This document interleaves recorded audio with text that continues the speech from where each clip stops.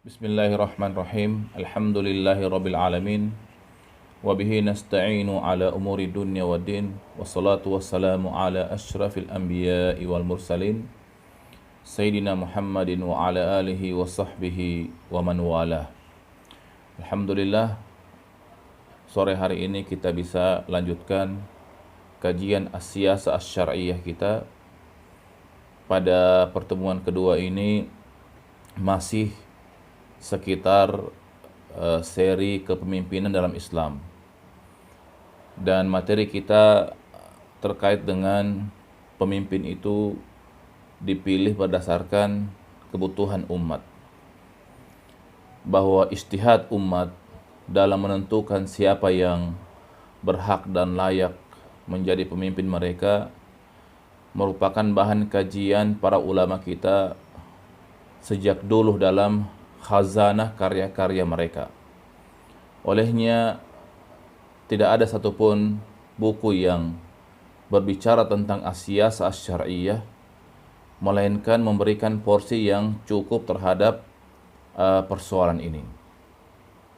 Sebab seperti kita singgung pada pertemuan lalu, seorang pemimpin dalam as-siyasah asy-syar'iyyah memiliki peran yang sangat besar, memiliki peran yang sangat signifikan, di mana kesalahan dalam menentukan siapa yang akan duduk sebagai pemimpin itu dapat dipastikan akan berefek dan berimbas pada kehidupan sosial masyarakat yang sangat luas.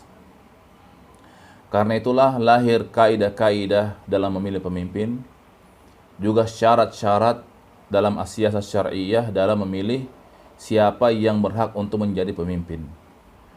Maka lahirlah misalnya syarat beragama Islam, ya, dalam siyasah syar'iyyah. Kemudian syarat keharusan laki-laki, akil balik, bernasab Quraisy, sempurna anggota tubuh, dan lain sebagainya. Dan tentunya syarat-syarat ini juga kaidah-kaidah yang para ulama tetapkan diambil dan disarikan dari nas-nas Al-Quran dan sunnah Nabi Shallallahu Alaihi Wasallam. Nah, misalnya dalam hal memilih pemimpin, para ulama memberikan kita beberapa patokan.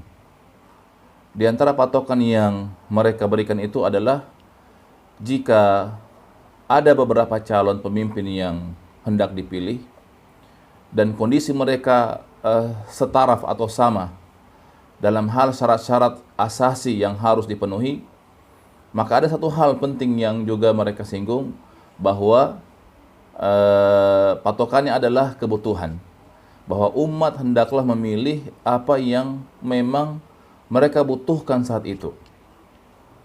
Misalnya seperti Imam Al-Mawardi dalam kitab beliau Al-Ahkam As-Sultaniyah, beliau memberikan contoh bahwa misalnya ada dua orang yang hendak dipilih untuk menjadi khalifah atau pemimpin negara. Salah satunya lebih kuat dan lebih berani, sementara yang lain lebih alim. Maka kata beliau, dilihatlah kondisi negara saat itu. Jika negara dan umat saat itu dalam rongrongan musuh, stabilitas negara terancam, dan lain sebagainya, maka tentu saja yang dipilih adalah seorang pemimpin yang kuat, yang tegas, yang berani. Adapun jika kemudian negara dalam kondisi tersebar kejahilan, tersebar kesyirikan, tersebar bid'ah, dan lain sebagainya, maka tentu saja yang diutamakan adalah seorang pemimpin yang paham akan hal ini, yaitu seorang pemimpin yang lebih alim. Maka dari misal atau contoh yang diberikan oleh Imam Al-Mawardi ini, bisa kita tarik bahwa jika misalnya negara dalam kondisi ekonomi yang buruk, yang terpuruk dan membahayakan, maka tentu saja dipilih pemimpin yang punya ilmu dan keahlian dalam hal ini. Minimal dia memiliki wawasan, tasawur tentang apa yang bisa dilakukan demi membawa keluar bangsa dari masalah ekonomi tersebut. Jadi kata kunci di sini adalah kebutuhan.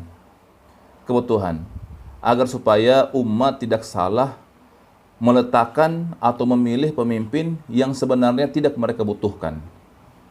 Karena jangan sampai bukan menyelesaikan masalah, tetapi justru lebih menambah masalah bagi mereka dan juga bagi negara. Dalam Al-Quran Allah Subhanahu wa Ta'ala mengisahkan bagaimana Dia memilihkan seorang pemimpin bagi satu kaum melalui lisan nabinya. Wa qala lahum nabiyuhum innallaha qad ba'atha lakum Taluta malika. Nabi mereka berkata bahwa Allah Subhanahu wa Ta'ala telah mengutus bagi kalian Talut sebagai raja. Qalu anna yakunu lahul mulku alaina wa nahnu ahaqqu bil mulki min. Mereka berkata, bagaimana mungkin Talut menjadi raja atas kami, sementara kami yang lebih berhak daripada dia. Walam yu'ta sa'atan minal mal. Bahkan dia tidak memiliki kelapangan dalam sisi materi. Qala inna Allah astafahu alaikum wa zadahu bastatan fil ilmi wal jismi. Nabi itu kemudian menjawab, sesungguhnya Allah telah memilihnya untuk kalian dan menambah baginya kekuatan dari sisi ilmu dan juga kekuatan tubuh. Dan apa yang Allah Subhanahu wa Ta'ala pilihkan bagi mereka ternyata memberikan sebuah maslahat yang sangat besar. Dalam sebuah hadis Nabi SAW bersabda, "Idza wusidal amr ila ghairi ahlihi fantadhiris sa'ah."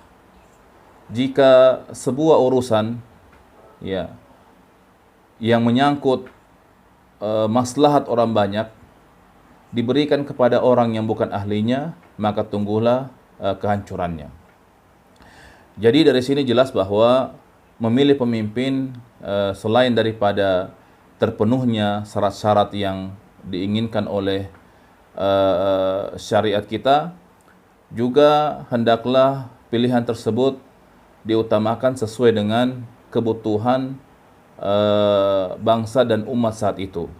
Sebab yang demikian akan lebih dapat membawa umat dan bangsa kepada maslahat yang besar, juga menghindarkan mereka dari kerusakan yang tidak diharapkan. Mudah-mudahan ada manfaatnya. Subhanakallahumma bihamdika asyhadu an la ilaha illa anta astaghfiruka wa atubu ilaik. Assalamualaikum warahmatullahi wabarakatuh.